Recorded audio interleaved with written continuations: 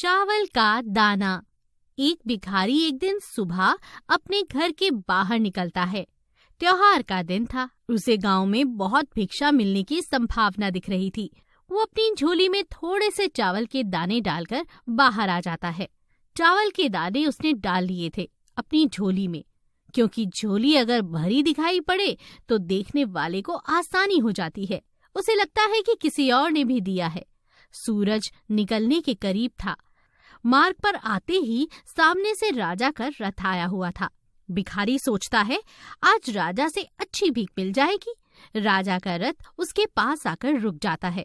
भिखारी सोचने लगता है, धन्य है मेरा भाग्य, आज तक कभी राजा से भिक्षा नहीं मांग पाया, क्योंकि द्वारपाल बाहर से ही लौटा देते हैं। आज राजा स्वयं मेरे सामने आके खड़ा हो गया है। भिखारी अभी सोच ही रहा था कि अचानक राजा उसके सामने एक याचक की भांति खड़ा हो जाता है और उससे भिक्षा देने की मांग करने लगता है। राजा कहता है, आज देश पर बहुत बड़ा संकट आया हुआ है। ज्योतिषियों ने कहा है कि इस संकट से उबरने के लिए यदि मैं अपना सब कुछ त्याग कर एक याचक की भांति भिक्षा ग्रहण करके लाऊंगा तभी इसका उपाय संभव है। तुम आज मुझे पहले आदमी मिले हो, इसलिए मैं तुमसे भिक्षा की मांग कर रहा हूँ।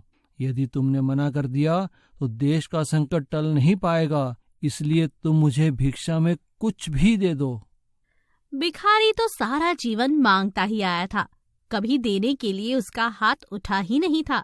वो सोच में पड़ गया कि आज कैसा समय आ गया है कि एक भिखारी से भिक्षा मांगी जा रही है और मना भी नहीं कर सकता। क्या मुसीबत है, सोचा था राजा से इनाम लूंगा, लेकिन यहाँ तो उल्टे लेने के देने ही पड़ गए। चलो क्या करें, देश का मामला है, एक दाना चावल दे ही देता हूँ। बड़ी मुश्किल से एक चावल का दाना निकाल कर उसने राजा को दे दिया। राजा वही एक चावल का दाना ले बहुत खुश होकर आगे बढ़ जाता है।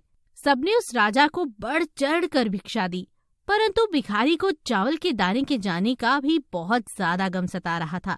जैसे तैसे वो शाम को घर आ जाता है।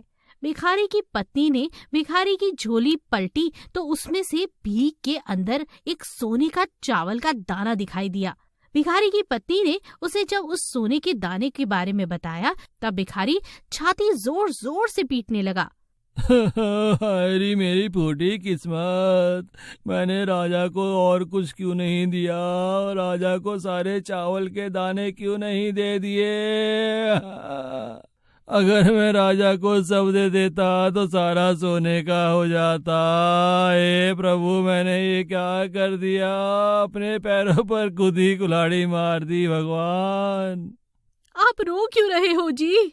भिखारी सारी बात अपनी पत्नी को बताता है। तब उसकी पत्नी कहती है, तुम्हें पता नहीं कि जो दान हम देते हैं वही हमारे लिए स्वर्ण है।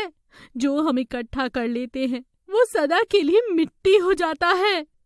तुम ठीक कह रही हो, आज से मैं भीख मांगना छोड़ दूंगा और मेहनत मजदूरी करके कमाऊंगा और साथ ही दान पुण्य भी करूंगा। उस दिन से उस भिखारी ने भिक्षा मांगनी छोड़ दी और मेहनत करके अपना और अपने परिवार का भरण पोषण करने लगा। जिसने सदा दूसरों के आगे हाथ फैलाया, भीख मांगी, अब खुले हाथों से दान पुण्य करने लगा था। धीरे धीरे उसके दिन भी बदलने लगे। जो लोग सदा उससे दूरी बनाकर रखते थे सब उसके समीप आ गए। भिखारी की जगह अब उसे लोग दानी के नाम से जानने लगे। जिस इंसान की प्रवृत्ति देने की होती है उसे कभी किसी चीज की कमी नहीं होती, और जो हमेशा लेने की नीयत रखता है उसका कभी पूरा ही नहीं पड़ता।